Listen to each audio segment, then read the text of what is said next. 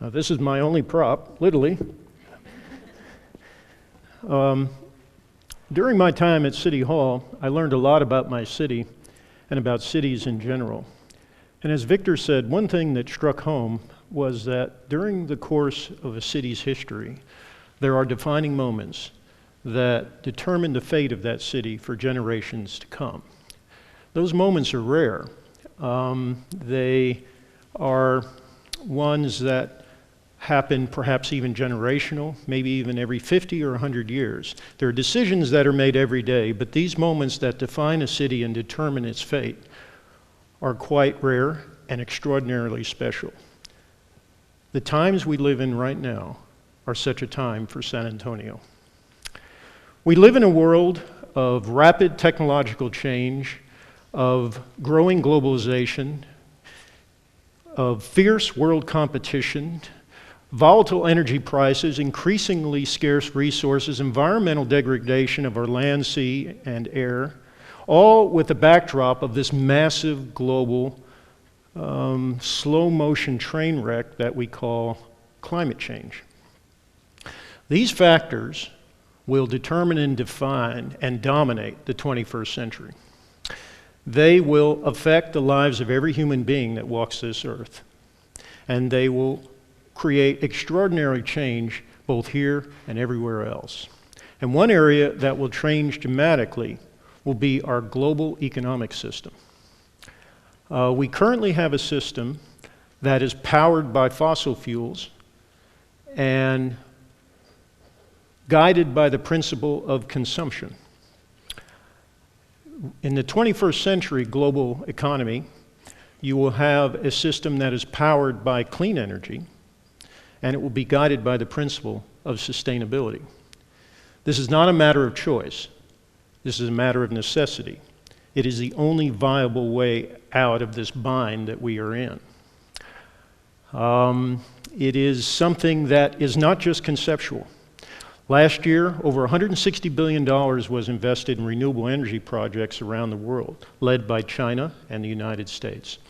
By 2020, it is estimated that clean technology will be the third largest industrial sector in the world, with economic activity of over $1 trillion. It is also not conceptual right now in places like China and Brazil, in the Far East, in the Middle East, in the European Union, and across our country. It is true in the first world and is true in the third world. It is something that is sweeping the globe. It is called many things. Tom Friedman calls it the Green Revolution. Jeremy Rifkin calls it the Third Industrial Revolution. Energy Secretary Chu calls it the Next Industrial Revolution. Probably doesn't want to be associated with Jeremy. And others call it the new clean technology economy, the new clean energy economy, the new green economy. In San Antonio, we call it Mission Verde. Mission Verde is a concept. It is a charter. It is a strategic vision for our city of what this economy can look like for San Antonio. And it is crucial that it succeed, because those cities, those regions, those states, those countries that do not recognize this sweeping economic change that is coming across the globe will be those cities and states and countries that are left behind. It is the equivalent of the 19th century railroad. When the railroad didn't go through your city, you didn't make it economically. This is the 19th century railroad of the 21st century. And this is something that we must catch in this moment. Because once this moment passes, we will not catch up.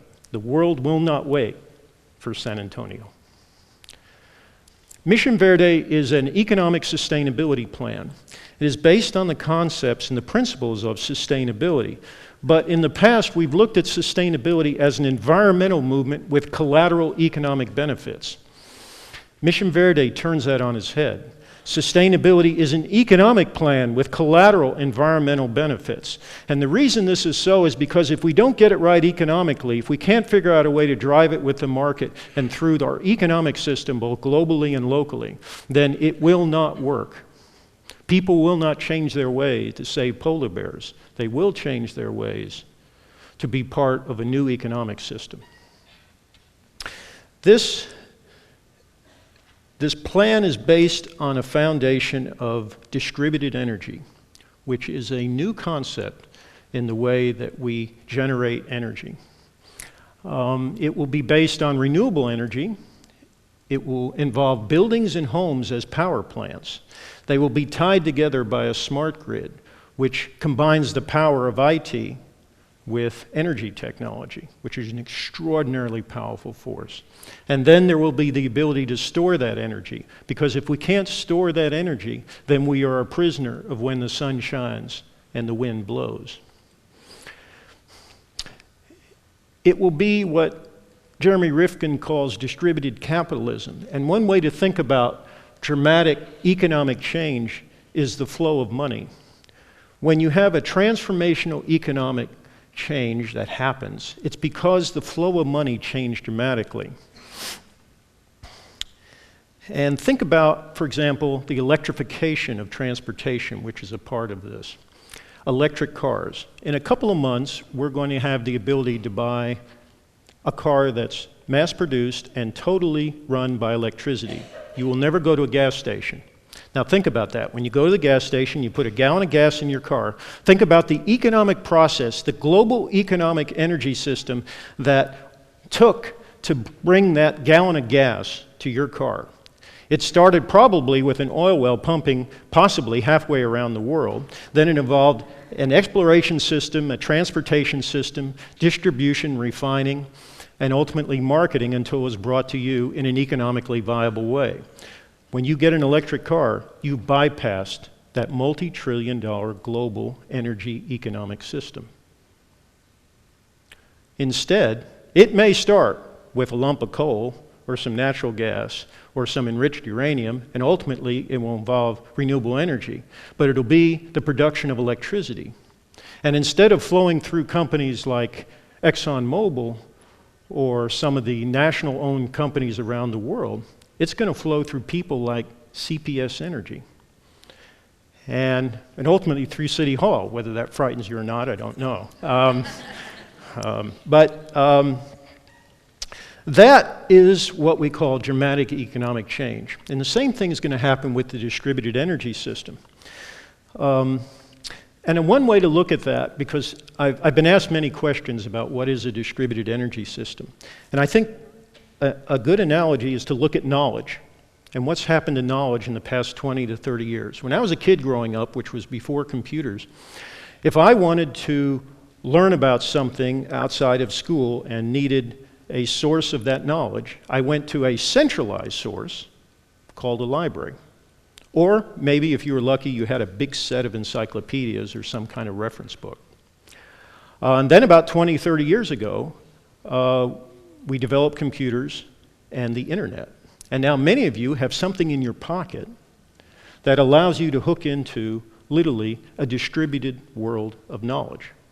You don't have to go to a centralized source.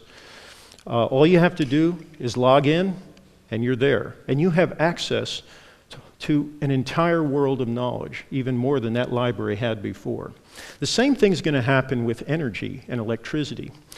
People are going to be creating their own electricity. They're going to be energy distributors in this sense. And utility companies are going to become less generators of power and electricity and more traffic cops of it. They may own the smart grid, but they may not necessarily own the energy that's produced. And in fact, they may be paying you, because if you're producing more than you need in your home or your business, then they're going to be paying you that money. That has now reversed the flow of money. Scale that up on a massive scale over the next 20, 30, 40 years, and you're going to see massive changes in the flow of money. When you add the electrification of our transportation system to that, you've now added more change on that flow of money. And then when you add the smart grid, which combines the information technology with the electric technology, you've got this incredibly powerful source. CPS Energy is now a competitor with ExxonMobil, AT&T, and itself. It's going to have to change its business model. And this is true of utilities all across the country. These changes are coming. Mission Verde is built on this foundation, and It is not something really unique because it is going to be happening all across the world. We simply need to join that movement and also figure out a way perhaps to lead it. In order to make this work, you're going to need capital. So Mission Verde talks about capital formation and venture capital. One thing we're working on is a green microlending fund at a very small but micro level where businesses really happen. Other things are green jobs programs, new economic development strategies. This is not your usual business retention and so on. This is a brand new economy, not just a new industrial sector that's going to be happening. So you have to understand how it all fits together. Building codes are going to be a key part of this, and San Antonio passed its first green building code last year, and this will help drive the market for greater energy savings. In San Antonio today, over 90% of the electricity used is used by buildings. We will need new financial models and business models in order to implement these this new technology and these new ways of doing things. And we will also need a multimodal transportation system that can bring us all together. We will need to develop our cities in different ways. Instead of going out, we must come in. We must think of urban, dense, multi-use, multi-income, transit-oriented development. And then we need a network of one-stop centers and sustainability centers, both real and virtual, so that we have these portals for the community. You might think of them as two-way portals, almost like a Star Trek thing, where the community goes through this portal to experience this new technology, and the new technology goes the other way through the portal to reach out to the community. San Antonio has not always seized these moments. In 1900, we were the largest and wealthiest city in Texas. We were built on an economy based on land and cattle. 1 year later at Spindletop, Texas, they discovered oil. But we didn't discover it here. Well, that oil money ended up going to places like Houston and Dallas. We continued with our economic base of land and cattle. By 1930, we were the third largest city in Texas. The oil economy in Texas collapsed in the 1980s, and exactly at that time is when IT began to take off around the country and around the world. Austin sensed that. They formed an organization called Semitech, and they captured a lot of that IT technology within their own city. At that time, we did many things, but we didn't do that. One thing we did, among other things, was create theme parks. The way I like to say it is Austin got Semitech and we got Shamu. We cannot let that happen again. This is the moment. And I am optimistic that this time we will seize that moment. We have the political leadership in place with our new visionary mayor, Julian Castro, following up on the work of Mayor Phil Hardberger, who started this. We have many institutions, including CPS Energy, which is the largest municipally owned utility in the country. And it is an enormous partner and resource, and almost custom made for what is coming in the 21st century global economy. But we must have the presence of mind to seize this moment. It is uncharacteristic of San Antonio to do this, but I think we will step out of the mold and actually do it. We will carpe diem, we will seize the day, and if we do, that day will be ours. Thank you.